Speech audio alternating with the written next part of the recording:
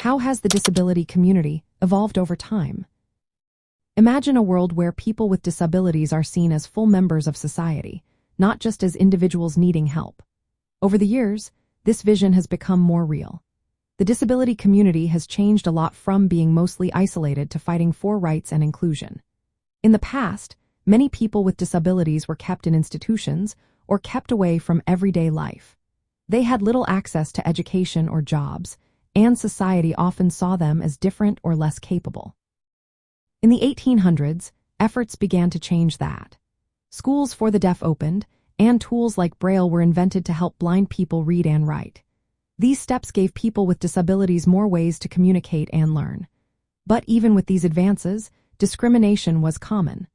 Laws allowed for eugenic sterilization, which aimed to prevent certain disabilities but was unfair and harmful. Society often saw disability as a problem to be fixed or avoided. Things started to shift in the mid-1900s.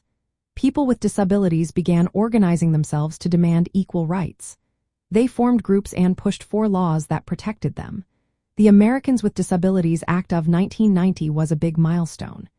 It made it illegal to discriminate against someone because of a disability and required public places and services to be accessible. This law helped open doors to jobs, schools, and healthcare for many. In healthcare, this change means moving away from just treating disabilities as medical issues. Now, the focus is on making healthcare services accessible and respectful. This includes designing medical buildings that are wheelchair-friendly, training staff to communicate better, and offering services that meet different needs.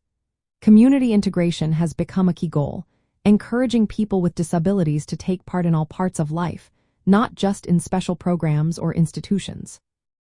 Today, hospitals and clinics are working to remove barriers. They are making appointments easier to schedule for everyone, providing materials in different formats, and supporting self-advocacy. Peer support groups also help people share experiences and learn from each other. This progress shows that society recognizes that inclusion and accessibility are basic rights.